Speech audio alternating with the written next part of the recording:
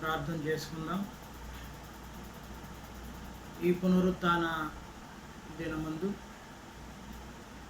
ఈ రీతిగా ఆన్లైన్ ద్వారా ప్రభువుని ఆరాధించడానికి దేవాది దేవుడు మనకు ఇచ్చిన ఈ కృపా భాగ్యమును బట్టి ఆయనను స్తుతించుచు, మరి ముఖ్యముగా ఈ దిన ఉపదేశము మన జీవితాలకు ఆశీర్వాదకరముగాను, మన జీవితాలకు ఉపకారముగాను ఉండునట్లు, మేలుకరముగా ఉండునట్లు శ్రద్ధ కలిగి, ఆసక్తి కలిగి ఆయన వాక్యమును విని దాని ప్రకారం నడుచుకుందాం. అట్టి కృపా విధానము దేవుడు మనకు దయచేయనట్లుగా ఈ కార్యక్రమము చివరి వరకు ఎలాంటి ఆటంకము లేకుండా తన కృపలో సాఫీగా సాగిపోయినట్లుగా ఆయన సన్నిధి మనకు తోడుగా ఉండున్నట్లుగా మరలా తిరిగి మనము ఆన్లైన్ ద్వారా కలుసుకునే పర్యంతము కృప మనకు తోడై ఉండునట్లు, దేవుడు అతి త్వరలో మంచి దినములు మనము చూడగలుగున్నట్లుగా, దేవుని బిడ్డలమైనటువంటి మనమందరం మరలా సమాజముగా మందిరములో కూడుకొని ఆయనను స్తుతించున్నట్లుగా ఆయన కృపను వేడుకుంటూ, ఇదిగో ఈ సమయము దేవునికి అప్పగిస్తున్నాను. ఆయన మనల్ని నడిపించి తన కృపతో నింపుమని సమస్తములో ఆయన సహాయం కొరకు వేడుకుంటూ యేసు పరిశుద్ధ నామమున ప్రార్థన చేసి ఈ విన్నపములు తండ్రి అయిన దేవుని పేరట విన్నవించుకుంటున్నాము తండ్రి. ఆమేన్.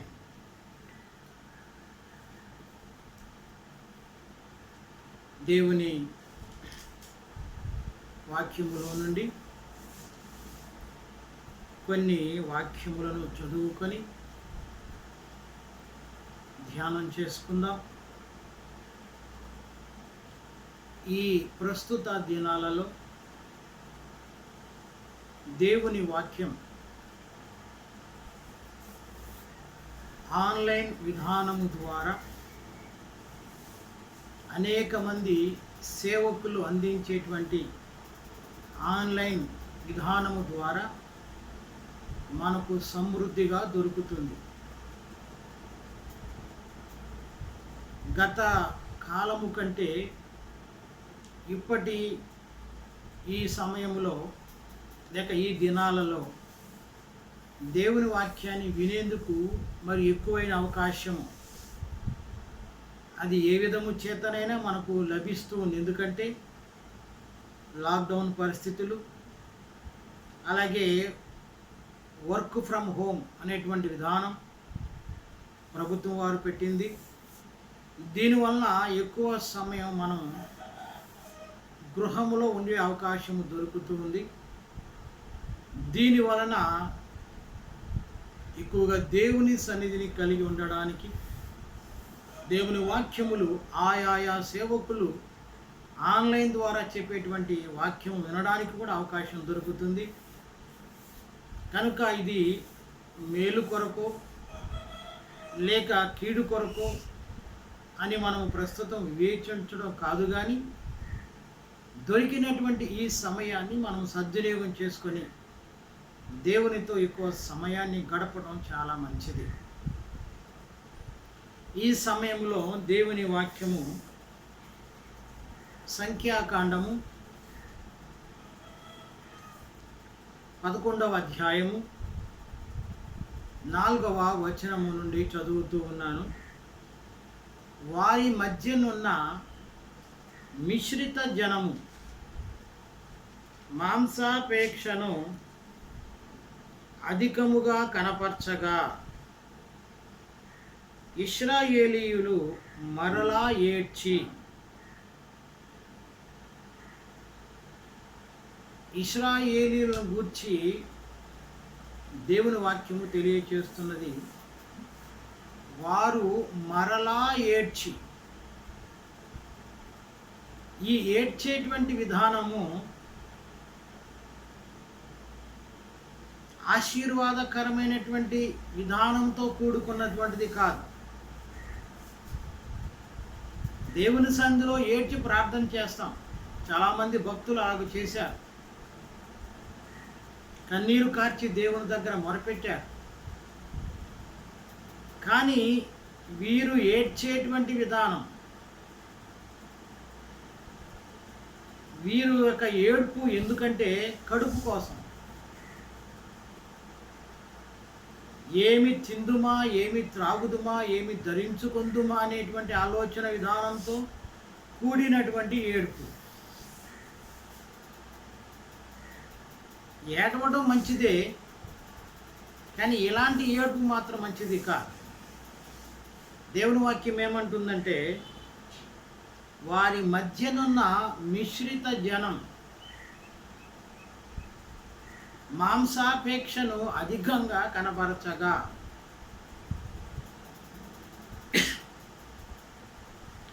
ఈ మిశ్రిత జనము మాంసాపేక్షను అధికంగా కనపరిచారు. ఏదైనా అధికమైనటువంటిది ప్రమాదం. సొలొమోను తన సామెతల్లో అంటూ ఉన్నాడు,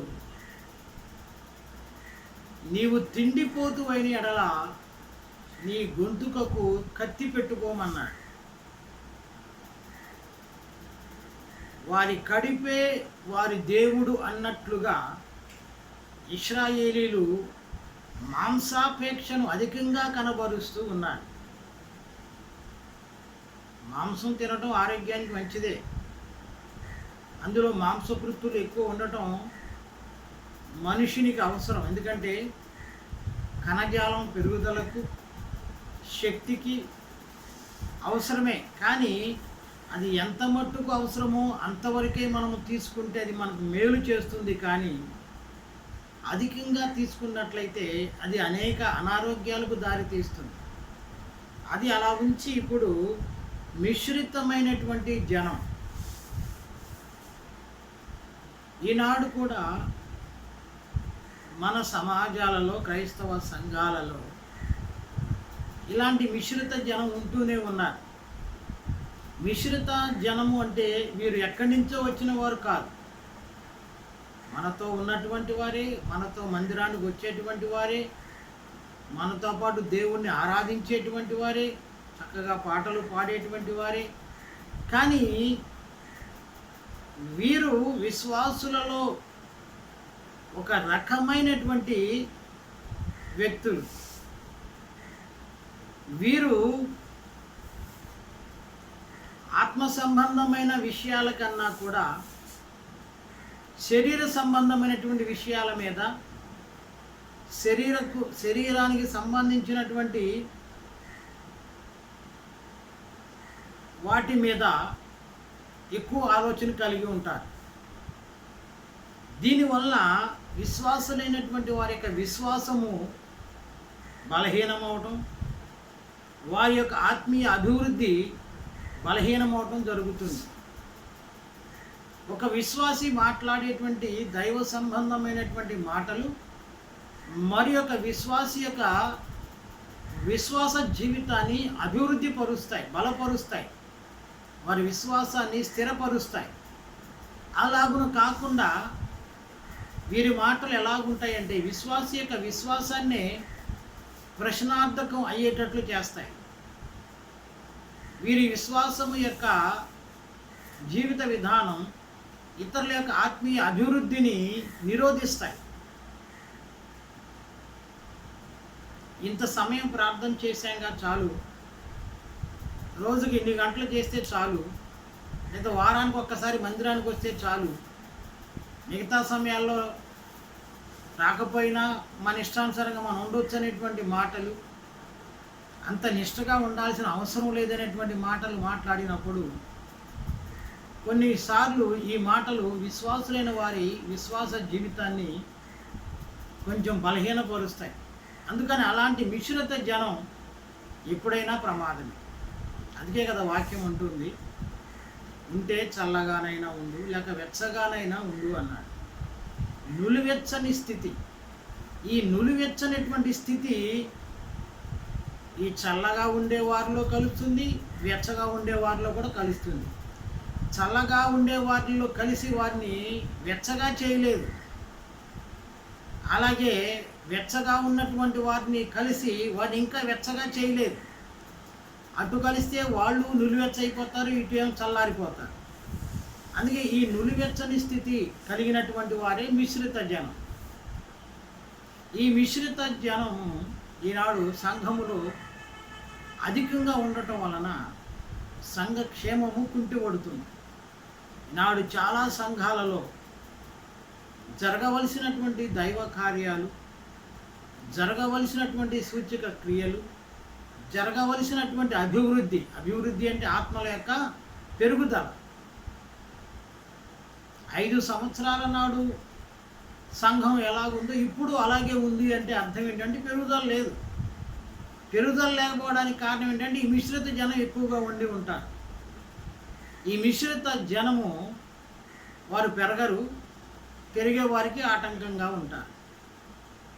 ఎవరైనా అన్యులైనటువంటి వారు ప్రార్థనకు వెళుతున్నారుగా, అక్కడ దేవుని మాటలు వింటున్నారుగా అని అన్నప్పుడు ఏం దేవుని మాటలేమ్మా, మా పాస్టర్ గారు ఏం చెప్పినా ఎంతసేపు డబ్బుల గురించి, దశంభాగం అని, ఈ కానుకలు అని చెప్తూ ఉంటాడు అని ఇలాగ చెప్పారనుకోండి, అన్యులైన వారికి ఏమాత్రము దేవుని యందు విశ్వాసం అనేది కలగదు. నువ్వు చెప్పవలసింది ఏంటంటే మా సంఘములో లేక మీ ఆరాధిస్తున్నటువంటి ఆ సమాజంలో సహవాసములో మా దేవుని మాటలు ఎంత బలిష్టంగా చెప్పబడతాయి, మా దేవుడు ఎంత గొప్పవాడని చెప్తే వారికి కొంచెమైన విశ్వాసం కలిగి దేవుడు అంటే ఇంత గొప్పగా ఉంటాడా అనే ఆలోచన ఏర్పడితే వారు దేవుని దగ్గరికి రావడానికి, దేవుని వైపు తిరగడానికి అవకాశం ఉంటుంది. అలాగున కాకుండా ఈ మిశ్రిత జనం చేసేటువంటి విధానం వల్ల సంఘం మీదకి రావాల్సిన ఆశీర్వాదం రాదు, సంఘము అభివృద్ధి పొందదు, సంఘములో ఉన్నటువంటి బిడ్డలు క్షేమముగా ఉండలేరు. ఇక్కడ చూస్తూ ఉన్నాం లేఖన భాగంలో వారి మధ్యనున్న మిశ్రిత జనము మాంసాపేక్షను అధికంగా కనబరచగా ఇశ్రాయేలీలు మరలా ఏడ్చి, మాకెవరు మాంసం పెట్టెదరు? ఐగుప్తులో మేము ఉచితంగా తినిన చేపలు, కీరకాయలు, దోసకాయలు, కూరాకులు, ఉల్లిపాయలు, తెల్లగడ్డలు జ్ఞాపకమునకు వచ్చుచున్నవి. ఇప్పుడు మా ప్రాణము సొమ్మసిల్లేను. చూడండి, వారు ఏం చెప్తున్నారు? ఉచితంగా తిన్నామంటున్నారు. ఉచితంగా తిన్నారా?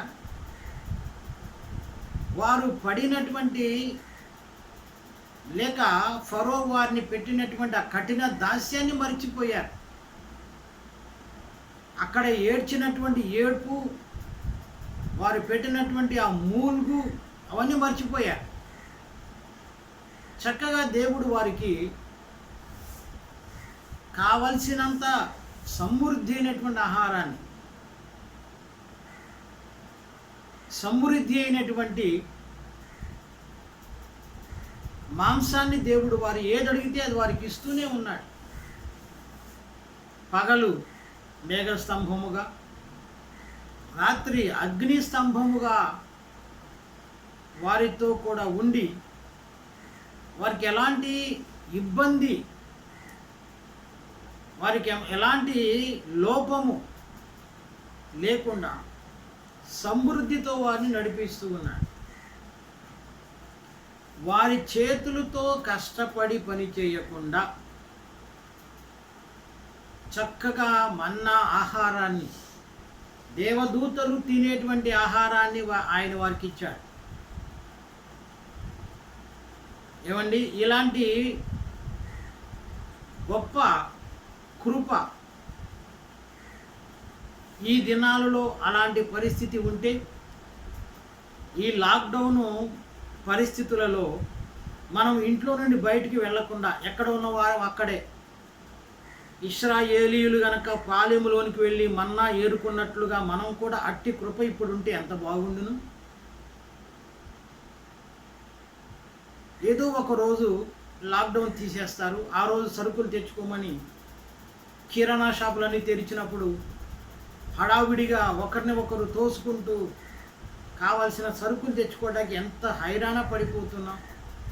కానీ అలాంటి హైరాణ, అలాంటి తొందర, తోపులాట అప్పుడు లేదు. దేవుడు వారికి సమృద్ధిగా ఆకాశం నుండి కురిపించాడు. చక్కగా ఏరుకొని ఇంటికి పట్టుకుని వెళ్ళి రొట్టెలు చేసుకుని చక్కగా తినేటువంటి కృప దేవుడిచ్చాడు. ఈనాడు చాలామంది అనుకుంటూ ఉండవచ్చు, ఆ విధంగా ఇప్పుడు కూడా కృమ్మరిస్తే,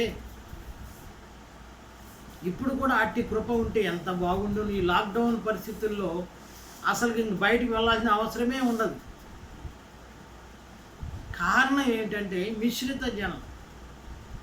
ఈనాడు కూడా మనము మిశ్రిత జనం మధ్య ఉన్నాం. కొందరేమో దేవుడంటే ఇష్టపడరు, కొందరికి దేవుని కార్యాలు ఇష్టం ఉండవు, మరి ఒకడు దేవుడు ఏదైతే వద్దు అంటున్నాడో అదే చేస్తాడు. ఏది మాయ, మోసము అని దేవుని వాక్యం తెలియజేస్తుందో ఆ మాయలోనే, ఆ మోసంలోనే ఉంటూ దేవునికి కోపాన్ని కలిగిస్తూ ఉన్నారు. ఆనాడు ఇశ్రాయేలీయులు మిశ్రిత జనం, ఈనాడు మన దేశము కూడా మిశ్రిత జనమే. అందుచేత దేవుని యొక్క ఆశీర్వాదం దొరకటం అనేటువంటిది కొంత మనకు ఇబ్బందిని కలిగిస్తుంది. వారు ఏమంటున్నారంటే, మేము ఐగుప్తులో తిన్నటువంటి, ఉచితంగా తిన్నటువంటి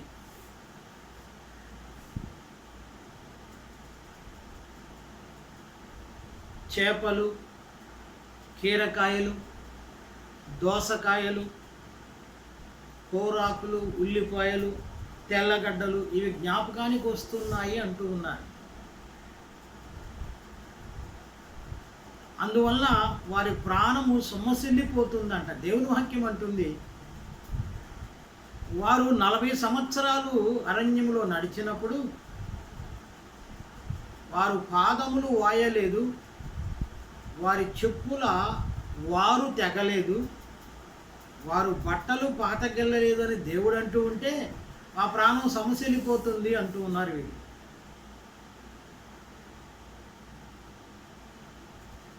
అందుచేత ఇలాంటి వారు ఉండబట్టే ఆశీర్వాదమునకు బదులు అక్కడ దేవుని ఉగ్రత ఉంటూ ఉంది. ఎప్పుడైతే ఇలాగున వారు ఏడుస్తూ ఉన్నారో, ఇది మంచిదైన ఏడ్పు కాదు. ఏడ్పు మంచిదే, కానీ ఆ ఏడ్పు వేరు, వీళ్ళు ఏడ్చేటువంటి ఏడ్పు వేరు. ఎంతసేపు మాకు తిండి పెట్టలేదు, మాకు అది ఇవ్వలేదు, ఇది ఇవ్వలేదు అనేటువంటి ఏడుపు. దేవుడు మాంసం పెడితేనేమో మాంసం కాదు, కూరాకులు, ఉల్లిగడ్డలు, తెల్లగడ్డలు జ్ఞాపకానికి వస్తాయి అంటున్నారు. ఇలాంటి దేవునికి వ్యతిరేకమైనటువంటి మనసు, తిరుగుబాటు చేసేటువంటి మనసు, లోబడ నొల్లనటువంటి ప్రజలుగా, లోబడ నొల్లని మనసు ఇది. ఇలాంటి మనసు గలవారు ఎప్పుడు కూడా దేవుని సంతోషపరచలేరు. దేవుని వాక్యం అంటుంది, ఇలాంటి మనసు అనేటువంటిది దేవునికి ఇష్టమైనటువంటిది కాదు. ద్విమనస్సు అని అంటూ ఉంది దేవుని వాక్యం. భక్తుడైనటువంటి యాకోబు అంటున్నాడు, ద్విమనస్కులు. వీరు ఎలా ఉంటారంటే సముద్ర తరంగాన్ని పోలి ఉంటారు.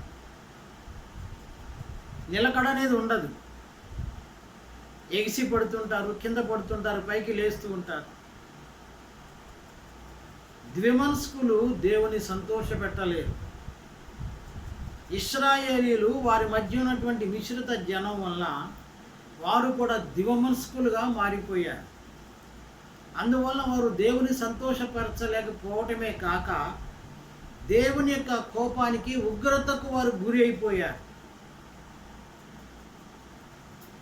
అందుకని వారు దేవుని యొక్క సన్నిధిలో దేవుని యొక్క ప్రసన్నత కొరకు ఏడవటం లేదు.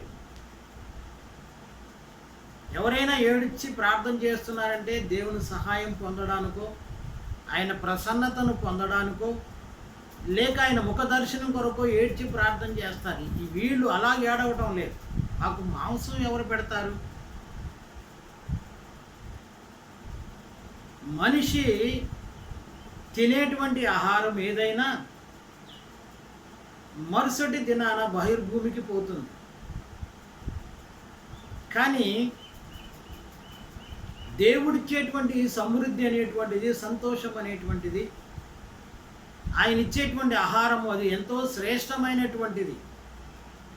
అందుకే దేవుని వాక్యము క్రొత్త నిబంధనలో చెప్పబడుతుంది, జీవాహారము నేనే. ఇశ్రాయేలీలు దేవదూతలు తినే ఆహారం మన్నా తిన్నప్పటికీ వారు అనేక మంది అరణ్యంలోనే రాలిపోయారు. కానీ దేవుని వాక్యం అంటుంది, జీవాహారము నేనే, పునరుత్థానమును జీవమును కూడా నేనే అంటున్నాడు మన ప్రభు అయిన యేసు. ఈ జీవాహారము తినినటువంటి వానికి రెండవ మరణం లేదు అని దేవుని వాక్యం తెలియజేస్తుంది. కాబట్టి దేవుని ఉగ్రత వచ్చేటట్లు కాదు మనం ఏడ్చేది, దేవుని కనికరము, దేవుని దయ, దేవుని యొక్క ప్రత్యక్షత మనకు వచ్చేటట్లు మనం వేడాలి. అట్లాంటి ఏడ్పు ఆయనకి ఇష్టంగా ఉంటుంది. ఈ మిశ్రిత జనము భయంకరమైనటువంటి పరిస్థితులు వచ్చేలాగా చేస్తూ ఉంటారు. ఈ మిశ్రిత జనం ఉన్నటువంటి ఏ సంఘమైనా, ఏ దేశమైనా అభివృద్ధి చెందదు. అందుకే దేవుని వాక్యం అంటుంది, ఏదైతే మిశ్రిత జనం ఉందో అలాంటి వారి నుండి మీరు వేరే రక్షణ పొందమని ఆనాడు పేతురు ద్వారా దేవుడు చెప్పాడు. అలాంటి వారి నుండి వేరే రక్షణ పొందండి. అలా వేరే రక్షణ పొందినటువంటి వారికి దేవుని యొక్క కృప సమృద్ధిగా లభిస్తుంది. కనుక మనము ఎవరి మధ్యలో ఉంటున్నామో, ఎవరితో సహవాసం చేస్తున్నామో, ఎలాంటి విధానంలో ఉన్నామో మనల్ని మనం పరీక్షించుకోవాలి. దేవుని ఉగ్రత అంటూ వచ్చినప్పుడు అది అందరి మీదకి వస్తుంది. దానివల్ల విశ్వాసులైనటువంటి వారు కూడా కొన్నిసార్లు ఇబ్బంది పడవలసి వస్తుంది.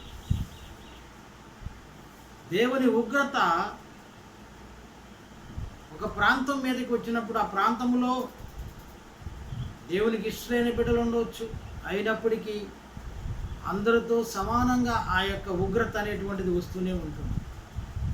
అయితే తన వారిని ప్రభు ఎరుగును కనుక వారిని రక్షిస్తాడు.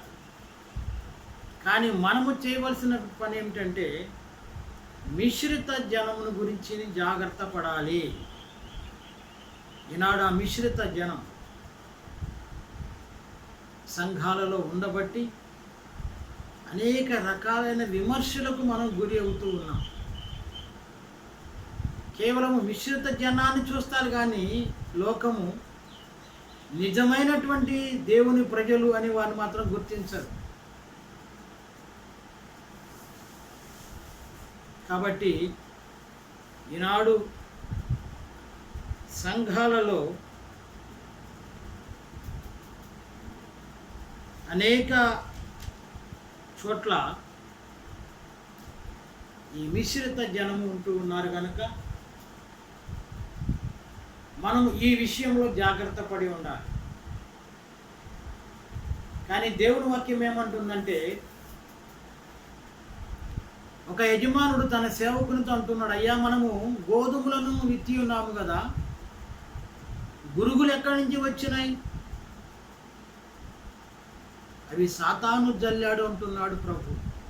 అయితే ఈ గురుగులను పీకి వేయమంటావు అన్నప్పుడు ఆ యజమానుడు అంటున్నాడు, అలాగున వద్దు, అలాగున చేసినట్లయితే గోధుమలు కూడా గురుగులతో పాటు పెకలింపబడే పరిస్థితి రావచ్చు. అందుచేత ఆయన అంటూ ఉన్నాడు, గోధుమలు గురుగులు కలిసి ఎదగనీయండి, కోతకాలమందు గురుగులు గోధుమలను వేరు చేయబడతాయి అన్నాడు. కాబట్టి మిశ్రిత జనం ఉన్నప్పటికీ కూడా గోధుమలైనటువంటి వారు, విశ్వాసులైనటువంటి వారు, వారి యొక్క ఆలోచనలు, వారి యొక్క తలంపులు, వారి పద్ధతులను ఏమాత్రము కూడా అనుసరించక, ఎందుకంటే అలాంటి వారి మీదకే దేవుని ఉగ్రత వస్తుంది కనుక వారితో కలిసి మనము పెరిగినను ఇశ్రాయేలీల వలె ఉండకూడదు. ఇశ్రాయేలీలు ఏం చేశారు? మిశ్రిత జనం వారితో ఉన్నప్పుడు వారితో పాటు వీరు కూడా దేవుని దగ్గర ఏడ్చారు, మాకు మాంసం ఏదని. మనము సంఘములో మిశ్రిత జనంతో కలిసి ఉన్నప్పటికీ గోధుమలు గురుగులు ఎట్లా వేరువేరుగా పెరుగుతున్నాయో అలాగే పెరగాలి. అలాగూ పెరిగినప్పుడు ఒక దినం రాబోతుంది, అప్పుడు ప్రభువు కోతకాలములు తూర్పారబట్టినప్పుడు గోధుమలు ఒక చోట సమకూర్చబడతాయి, గురుగులు ఒక చోటకు చేర్చబడతాయి. గురుగులన్నిటినీ ఆయన ఏరి వాటిని అగ్నితో దహించి వేస్తాడు. కాబట్టి మిశ్రిత జనము ఈనాడు అన్ని సంఘాల్లో ఉన్నారు. ఈ మిశ్రిత జనం వల్ల మనం కూడా ఇబ్బంది పడుతున్నాం, అది మనకు తెలుసు. అయితే కన్నీరు కార్చి ప్రార్థన చేయాలి, కన్నీటితో దేవుణ్ణి వేడుకోవాలి. ఎలాగున్నా ఇశ్రాయేలీయులు ఏడ్చినట్టు కాదు, మనము ఆత్మ సంబంధమైనటువంటి వారముగా ఉన్నాము కనుక ప్రార్థన చేస్తూ అలాంటి వారి మీదకి వచ్చినప్పుడు మమ్మలను కాపాడు ప్రభు అని. ఎందుకంటే మనకు వాక్యం తెలియజేస్తుంది, నేను గొర్రెల మంచి కాపరిని అంటూ ఉన్నాడు. ఆయన మనకు ప్రధాన కాపరి, గొప్ప కాపరి. ఆయన చెప్పిన మాట ఏమిటంటే, గొర్రెలు నా స్వరము వినును, నేను గొర్రెలను ఎరుగుదును, నా వారిని, నా గొర్రెలను నేను ఎరుగుదును అన్నాడు. కాబట్టి మనలను ఆయన ఎరిగి ఉన్నాడు కనుక మిశ్రిత జనం మధ్యలో ఉన్నప్పటికీ మనము ఎవరము ఆయనకు ఎరిగి ఉన్నాడు కనుక మనము ఆయన తప్పిస్తాడు ప్రతి దాని నుండి. అయితే కొన్ని విషయాలు, సాధారణమైనటువంటి పరిస్థితులు వారికి సంభవించినట్లుగానే మనకు సంభవిస్తూ ఉన్నాయి. వాటి వల్ల మనము అధైర్యపడకూడదు. వారికి సంభవించినట్లే మనకు సంభవిస్తున్నాయి కదా అని మనము కూడా ఆసాపు వలె తొందరపడకూడదు. ఆసాపు ఏం చేశాడు? నేను ఇంత నిర్మలుడనై ఉండి నా హృదయాన్ని శుద్ధి చేసుకొని నేను ఇంత భక్తిగా ఉండటం వల్ల ప్రయోజనం ఏంటి? భక్తిహీనుల క్షేమము నాకు అంటబడినప్పుడు గర్వించు వారిని బట్టి నేను మత్సరపడితిని అంటూ ఉన్నాడు. ఎందుకంటే భక్తిగా ఉంటూ ఉన్నాం కానీ కష్టాలు వస్తున్నాయి, ఇబ్బందులు వస్తున్నాయి, కొదువు అనేది కలుగుతుంది. మరి ఇంత జాగ్రత్తగా ఉండటం వల్ల నాకు ప్రయోజనం ఏంటి? ఎందుకంటే వాళ్ళేమో క్షేమంగా ఉంటున్నారు, వారికి ఒక గురి లేదు, లక్ష్యం లేదు, నియమము నిబంధన లేదు వాళ్లకు. అయిన వారు ఎలా ఉన్నారంటే వారు ఏది చేతే పెడితే అది బంగారం అవుతున్నట్టుగా వారు క్షేమంగా ఉంటున్నారు. కాబట్టి భక్తిహీనుల క్షేమము నాకు అంటబడినప్పుడు గర్వించు వారిని బట్టి నేను మత్సరపడి తిని, నా అంతరింద్రియములు నాకు వ్యాకులము కలిగెను. కానీ ఎప్పుడు తెలుసుకున్నాడు అంటే మరలా నిదానించి దేవుని సందులో కనుగొన్నప్పుడు అప్పుడు అంటూ ఉన్నాడు, నిజముగా వారిని కాలు జారు చోటునే ఉంచి ఉన్నావు అని. అలాగే మనము కూడా మనకు ప్రస్తుతం కలుగుతున్న ఈ తొందరలను బట్టి మనం తొందరపడకూడదు, నిదానించాలి. నిదానించి మనము దేవుని చిత్తాన్ని గ్రహించాలి, నిదానించి ఆయన కృపను కనుగొనాలి, ఆయన సహాయం కొరకు ఎదురు చూడాలి. ఆయన విడిచిపెట్టే దేవుడు కాదు. ఆయన చెప్తూ ఉన్నాడు, నేను నిన్ను విడువను ఎడబాయను అని. కనుక అట్టి విధానము మనం కలిగి ఉందాం. ఇశ్రాయేలీలు మిశ్రిత జనాన్ని కలిగి ఏడ్చడం ద్వారా దేవుని ఉగ్రత పాలెములో రగులుకొని అనేకులు చనిపోయారు. మన యొక్క ఏడ్పు, లేకపోతే మన యొక్క రోదన, మన యొక్క కన్నీరు ఇతరులు నాశనం అవ్వడానికి కాదు, ఇతరులు రక్షించబడడానికే మనం ఏడవాలి. వారైతే తమ కడుపు కోసమే ఏడ్చారు. మాంసం తినాలి, మాంసం తినాలి, అది మంచిది కాదు. ఇతరుల కొరకు ఎప్పుడైతే మనం ఏడుస్తాము, కన్నీరు పెడతాము, దుఃఖిస్తాము, దేవుడు నూరంతల ప్రతిఫలం మనకిస్తాడు. ఆశీర్వాదముతో మనల్ని నింపుతాడు. దేవా నీకు స్తోత్రం, హల్లెలూయా. కనుక మనము అట్టి కృపా విధానాన్ని కలిగి ఉన్నాం. ప్రస్తుత పరిస్థితుల్లో ఈ మిశ్రిత జనము విభిన్నమైనటువంటి మత సిద్ధాంతాలు, విభిన్నమైన పోకడలు, ఇవన్నీ దేవుని ఉగ్రతను మన మీద తెస్తూ ఉన్నాయి, మన దేశం మీద తెస్తూ ఉన్నాయి. కానీ వీటన్నిటిని బట్టి మనం దేవుని సందులో మొరపెట్టే వారంగా ఉండాలి. మన విశ్వాసానికి ఎక్కడ ఇబ్బంది లేదు, ఎందుకంటే మనం ప్రత్యేకించబడినటువంటి వారు. మనం గోధుమలమే. గోధుమ ఎప్పుడు గోధుమే, గురుగు ఎప్పుడు గురిగే. అది మార్చబడకపోతే అది గురుగుగానే ఉంటుంది. కానీ దేవుడు మనల్ని ప్రత్యేకించాడు కనుక మనము ఆయనను సంతోషపెట్టే వారంగా ఉండాలి. కానీ మనం ఆయాసపడుతూ ఆయన ఆయాస పెట్టకూడదు. వాక్యం అంటుంది, జనులు ఆయాసపడుచు ఆయాసమును గూర్చి సనుగుచుండగా. మన దేవుడు మనల్ని ఆయాస పెట్టేవాడు కాదు, మనం ఆయాస పడవలసిన అవసరం లేదు, సనగవలసిన అవసరం అంతకన్నా లేదు. దీని అంతటి కారణం ఏమిటంటే నీ చుట్టూ ఉన్నటువంటి మిశ్రిత జనం. ఈ మిశ్రిత జనము యొక్క ప్రభావం చాలా ఉంటుంది మన మీద. 10 మందిలో మనం ఒకరమే ఉంటున్నాం, కొన్ని చోట్ల 100 మందిలో ఒకరే ఉంటున్నారు విశ్వాసులు. ఒక కుటుంబమే ఉంటుంది. ఈ 100 మంది యొక్క విధానాలు కొన్నిసార్లు వీరి మీద పడతాయి. కానీ వారిని బట్టి మనము దేవునికి దూరస్తులం కాకూడదు. వారిని బట్టి దేవునికి మనం దూరం కాకూడదు, దేవుని మీద సనగకూడదు, దేవునికి వ్యతిరేకంగా మనం ఆయాసపడకూడదు. ఎందుకంటే మన దేవుడు మనల్ని ఎరిగి ఉన్నాడు, మనము ఆయన ఎరిగి ఉన్నాం. ఏది ఏ సమయం అవసరమో ఆయనకు తెలుసు. నీకు మాంసం పెట్టాలని ఆయనకు తెలియదా? నీకు ఎలాంటి ఆహారం ఇవ్వాలో నీకు తెలియదా? దేవుని వాక్యం ఏమంటుంది? మీరు చెడ్డవారయ్యుండి మీ పిల్లలకు మంచి ఈవులను ఎరిగి ఉండగా పరలోకమందున్న మీ తండ్రి మరీ శ్రేష్టమైన ఈవులు ఇచ్చును కదా. ఈ వాక్యం ఎంత బుద్ధి చెప్తుందో చూడండి. మనం ఇచ్చే వాటికన్నా శ్రేష్టమైనవి ఇస్తాడని వాక్యమే చెప్తుంది. మనం చెడ్డవారమని కూడా చెప్తుంది. కాబట్టి దేవుని వాక్యము, దేవుని యొక్క విధానం ఎరిగిన వారముగా, ఆయన బిడ్డలముగా మిశ్రిత జనములో ఉన్నప్పటికీ, అన్య జనాంగం మధ్య ఉన్నప్పటికీ మన విశ్వాసమును, మన భక్తిని మనం కాపాడుకుందాం. ఇశ్రాయేలీయులు అలాగ చేయలేదు. మిశ్రిత జనం మధ్య ఉండి వారితో పాటు తిరుగుబాటు చేశారు, ఉగ్రతకు గురి అయిపోయారు. ఉగ్రతకు గురి అవ్వడానికి దేవుడు మనం రక్షించలేదు. ఈ యొక్క ప్రపంచం మీదకి ఇలాంటి తెగులు వస్తుందని ఆయనకు తెలుసు, భారతదేశం మీదకి వస్తుందని తెలుసు. అయినప్పటికీ మనల్ని ముందుగానే ఎందుకు ఏర్పాటు చేసుకున్నాడు అంటే మన ద్వారా దేశానికి సందేశం ఇవ్వడానికి. హల్లెలూయా. కాబట్టి మిశ్రిత జనం మధ్య ఉన్నప్పటికీ కూడా మనం ఆయన వారమని ఆయన ఎరిగి ఉన్నాడు కనుక మనల్ని పోషించడానికి, సంరక్షించడానికి ఆయన సమర్థుడు కనుక ఆ కృపను జ్ఞాపకం చేసుకుందాం. నీకు ఏది కావాలో, ఏది అవసరమో, నీకున్నటువంటి అక్కరేమిటో నువ్వు అడగక ముందే ఆయనకు తెలుసు. అందుకే అంటున్నాడు కీర్తనాకారుడు, తన ప్రియులు నిద్రించుచుండగా ఆయన వారికి ఇచ్చుచున్నాడు. నీకు రేపటికి ఏం కావాలో రేపు పొద్దున వరకు నీకు తెలియదు. అప్పటికప్పుడు ఎత్తుక్కుంటావు. ఏం కావాల్సి వచ్చిందంటే అప్పుడు ఎత్తుక్కుని అయ్యో మర్చిపోయాను అంటావు. కానీ వాక్యం ఏమంటుంది? నీకేం కావాలో అనేటువంటిది రేపటిది రాత్రే దేవుడు సిద్ధపరుస్తున్నాడు.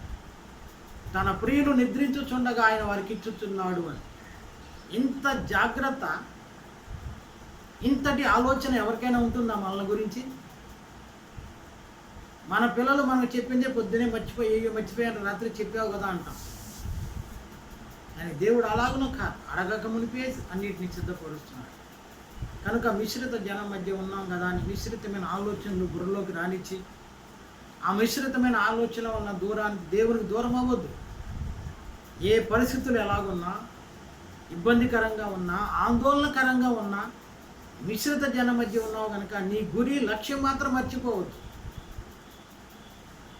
నీకు వాగ్దానం చేశాడు దేవుడు, నేను ఎక్కడ చేర్చాలో అక్కడికే చేరుస్తాడు. మధ్యలో అవాంతరాలు వస్తే నీకేం కాదు. నిన్ను నమ్మినటువంటి వాడు లేక నీవు నమ్మినటువంటి వాడు గొప్పవాడు, బలవంతుడు. జాగ్రత్త కలిగి ఉందాం. మిశ్రిత జనం మధ్య ఉన్నప్పటికీ విశ్వాసములు బలహీనం కావద్దు, నిరీక్షణను కోల్పోవద్దు. అనేకులకు మనం మార్గదర్శకులుగా ఉందాం. ఇశ్రాయేలులు అలా ఉండలేకపోయారు కనుక అరణ్యంలో రాలిపోయారు. విశ్వాసులమైనటువంటి మనం అలాగున ఉండక మన విశ్వాసం, మన నిరీక్షణ, మన పిలుపు దేవుడు నమ్మతగిన వాడు. స్థిరంగా నిలిచి ఉందాం, కృపను పొందుకున్నాం. దేవుడి కొద్ది మాటలు మన వినికిడిలో దీవించునుగాక. ఆమేన్. మోకరించండి, ప్రార్థన చేసుకుందాం. మహాగణుడా, మహోన్నతుడా, పరిశుద్ధుడా, జీవాధిపతి, ఈ బంగారు పాదములకు స్తోత్రాలు చెల్లిస్తున్నాం. నిజమే, మిశ్రిత జనం మధ్య ఉండటం చేత ఇశ్రాయేలీయులు నీ ఉగ్రతను కొని తెచ్చుకున్నారు. ఎంతో క్షేమకరమైనటువంటి ప్రయాణం, ఆపదలు, ఆటంకాలు, ఇబ్బందులు అయినప్పటికీ వాటన్నిటి మధ్యలో క్షేమకరంగా వారిని నడిపిస్తూ వచ్చారు. కానీ తిరుగుబాటు చేశారు. ఆత్మ సంబంధమైన ఇశ్రాయేలీయులుగా పిలువబడుతున్న మేము అలాంటి మిశ్రిత జనం మధ్య ఉన్నప్పటికీ ఆ మిశ్రిత జనం యొక్క పోకడలు, ఆలోచనలు మాలో ఉండకూడదు. గోధుమలు, గురుగులు ఇవి కలిసి ఉన్నట్టుకి కనబడుతాయి, కానీ వాటి యొక్క ఫలితం, వాటి యొక్క విధానం వేరు. కనుక మేము కూడా అలాగున గోధుమల వలె ఎదుగునట్టు సహాయించి మిశ్రిత జనం యొక్క ఆలోచనలు మా యొక్క విశ్వాసాన్ని, నిరీక్షణను ఏమాత్రం కదల్చకుండా మేము మా పిలుపును మేము స్థిరపరుచుకొని ముందుకు సాగడానికి సహాయించి ఎంతమంది అయితే ఆన్లైన్ ద్వారా ఈ వాక్యాన్ని వింటూ ఉన్నారో వారందరినీ దీవించు దేవా. ప్రస్తుతం జరుగుతున్నటువంటి పరిస్థితులు, జరుగుతున్నటువంటి సంఘటనలు విశ్వాసము యొక్క స్థితిని బలహీనపరచకుండా కాపాడు. విశ్వాసులు బలహీనం కాకూడదు. మా విషయమై మీకున్న ఆలోచన ఎంతో గొప్పది. ఎప్పుడు ఏం కావాలో, ఏది అనుగ్రహించాలో మీకు తెలుసు. వీటి వల్ల మాకు వచ్చే బలం అది స్థిరమైంది కాదు. వాక్యం అంటుంది, ఒకడు లేక మనుష్యుడు రొట్టె వలన కాదు, దేవుని నోట నుండి వచ్చి ప్రతి మాట వల్ల బ్రతుకును జీవించును అని. కాబట్టి బ్రతికించేది, జీవించేది మీరు తినే ఆహారం కాదు. అది కొంతసేపటి వరకే. ఎక్కువగా తింటే ఆయాసం, తక్కువగా తింటే నీరసం. కానీ వీటి వల్ల కాదు ప్రభు మేము బ్రతికేది, జీవించేది నీ వాక్యము అన్నాం. కాబట్టి మా విశ్వాసం బలహీనం కాకుండా కాపాడు. ఎంతమంది అయితే వింటున్నారో వారందరిని దర్శించి మహిమ, ఘనత, ప్రభావాలు పొందుకోమని మా దేశముని పట్ల, మా రాష్ట్రం పట్ల, మా ప్రాంతం పట్ల, అలాగే మీరు మాకు అనుగ్రహించినటువంటి సార్వత్రిక సంఘముల గురించి, మరి ముఖ్యంగా మీరు మాకు అప్పగించినటువంటి సంఘములు, కోన సంఘము, రాజుపేట సంఘము, మల్లవోలు సంఘముల కొరకు ప్రార్థిస్తున్నాం. బిడ్డలందరినీ మీ చేతులకు అప్పగిస్తున్నాం. ప్రతి ఒక్కరిని పేరు పేరున దర్శించండి, ఆరోగ్యంతో నింపండి, బలహీనలను బలపరచండి, స్వస్థపరచండి, ఆరోగ్యంతో నింపండి. అలాగే ఈ వైరస్ను మా దేశం నుండి తరిమివేయండి ప్రభు. దేశ నాయకులను, అధికారులను దేవా, ఎవరైతే ఈ కరోనా నియంత్రణలో పనిచేస్తున్నారో వారందరికీ కూడా క్షేమము దయచేయమని ప్రార్థన చేస్తున్నాం. మరి కొంతమంది సేవకులైనటువంటి వారు, మరి పేద సేవకులుగా ఉన్నటువంటి వారు, లేక చిన్న సంఘాలు కలిగినటువంటి వారి సేవకులకు సహాయం చేస్తున్నారయ్యా. వారిని బట్టి నీకు స్తోత్రం. వారి దాతృత్వాన్ని బట్టి నీకు స్తోత్రం. వారిని దీవించి ఆశీర్వదించు.